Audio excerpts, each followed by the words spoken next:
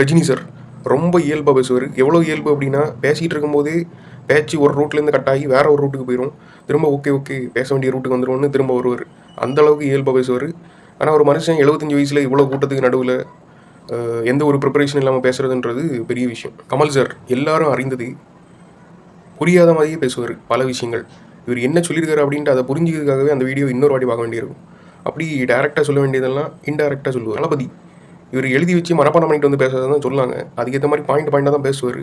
ஆனால் ரொம்ப அழகாக கோர்வையாக பேசிட்டு போயிடுவார். பேச்சில் பதட்டமே இருக்காது. வருவார், ஒரு நாள் வருவார். என்னெல்லாமோ மாறுது, இதுவும் மாறும் பார்ப்போம். சூர்யா அண்ணன் ரொம்ப தன்னடக்கமாக சிரம் தாழ்ந்து ஓவராக பில்டப் பண்ணி விட்ருவார். அது படத்துக்கும் பெரிய பாதிப்பாயிரும். விக்ரம் இவர் ஆடி இளஞ்சில் பேசுகிற மாதிரியே இருக்காது.